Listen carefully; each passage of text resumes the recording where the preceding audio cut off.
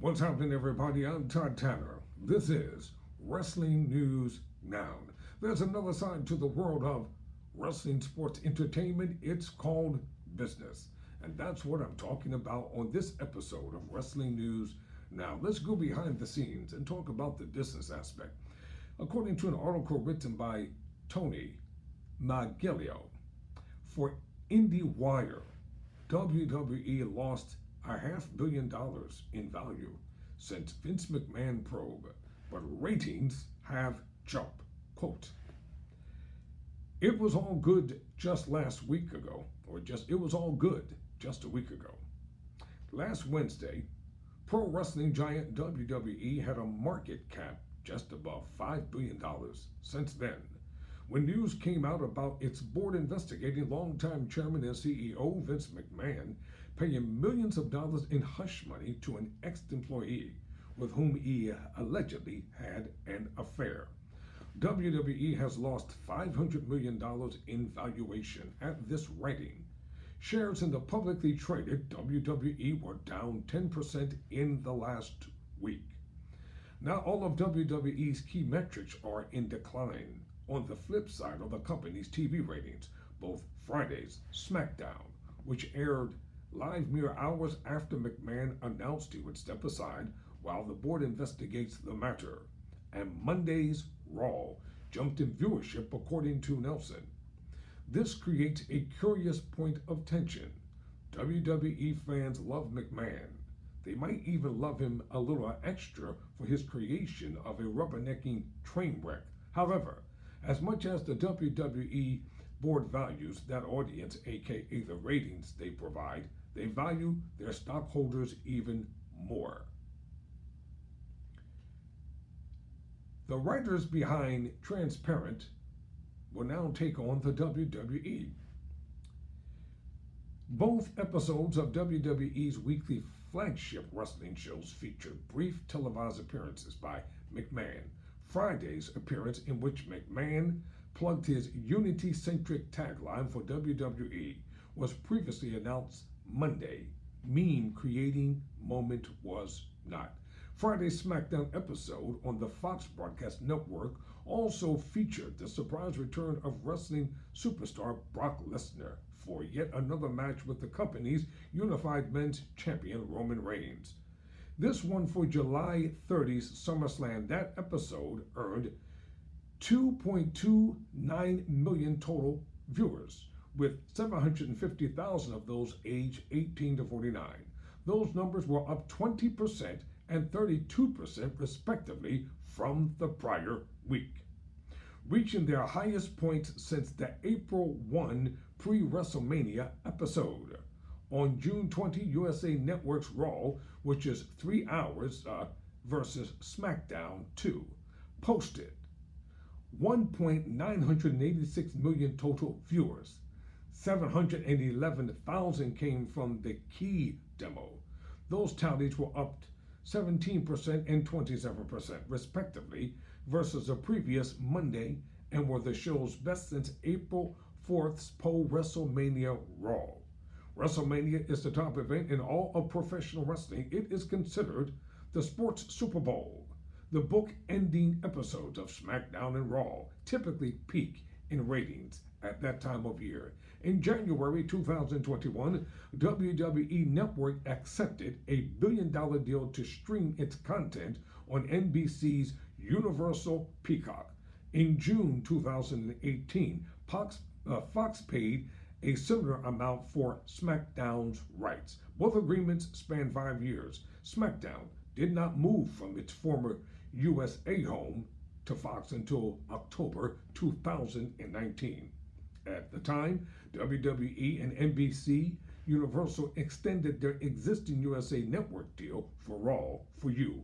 You guessed it, 5 years. There is big money at stake here, and while loyal professional wrestling fans may love the drama, so much of it personally scripted by McMahon over the decades, WWE's board of directors wants nothing to do with such a scandal.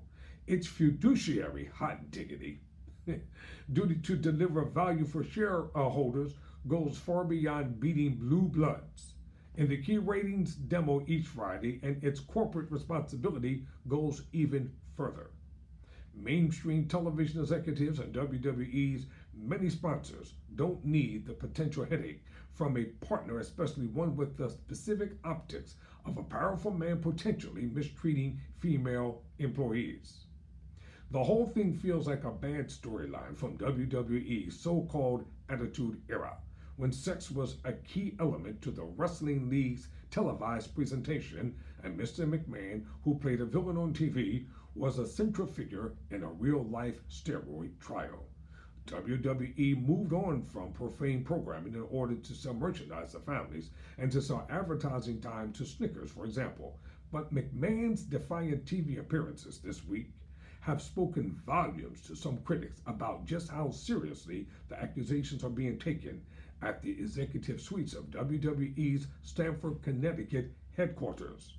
To hijack a common WWE Universal Live event chant, this is not awesome. The 76-year-old McMahon purchased the company from his father in 1982 and owns 80% of WWE's voting shares.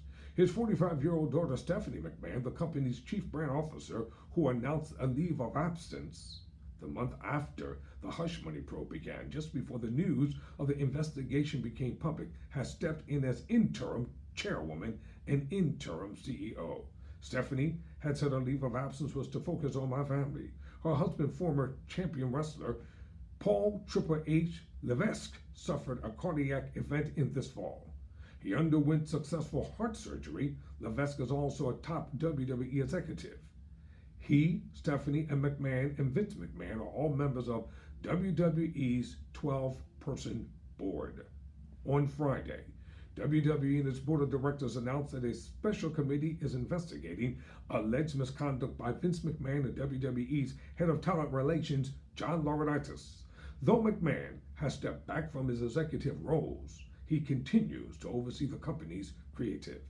WWE and its board of directors take all allegations of misconduct very seriously. The independent directors of the board engage independent legal counsel to assist them with an independent review.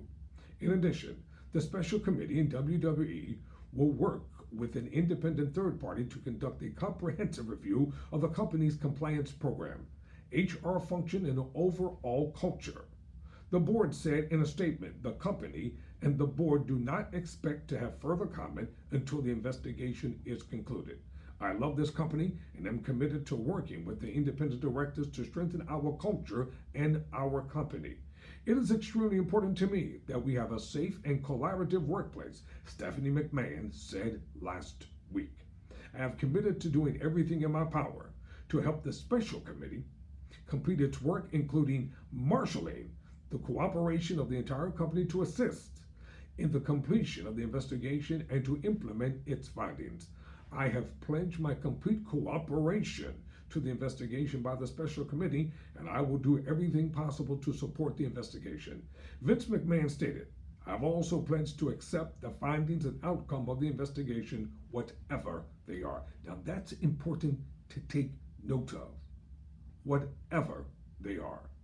Because there's a possibility there may be something substantial here. Vince McMahon's net worth is estimated by Forbes at $2.3 billion. In 2021, he made $5.51 million as a WWE executive, according to a filing with the SEC, that is the Security Exchange Commission. Of that sum, $1.4 million was salary. The remainder was a cash bonus and the value of stock awards. McMahon's 2022 salary is set at $2 million. The news of the WWE's investigation was first reported by the Wall Street Journal, in addition to uncovering the $3 million payoff to a former WWE paralegal and her signed NDA, non-disclosure agreement. The journal says the WWE board has also discovered other older non-disclosure agreements involving claims by former female WWE employees of misconduct by Mr. McMahon and one of his top executives, John Laurinaitis. There are multiple claims against both men crossover in the case of the former WWE paralegal. Hired in 2019, the former employee was moved from the WWE legal department in 2021 to become Laurinaitis' assistant. The board learned of the $3 million payoff in a series of anonymous emails they received from someone who said the former WWE paralegal was a friend. According to the Wall Street Journal, one email said the paralegal was given to Laurinaitis like a toy.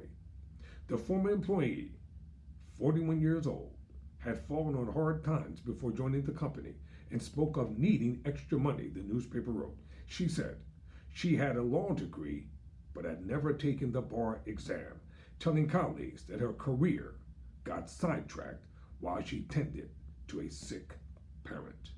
For Wrestling News Now, I'm Todd Tanner.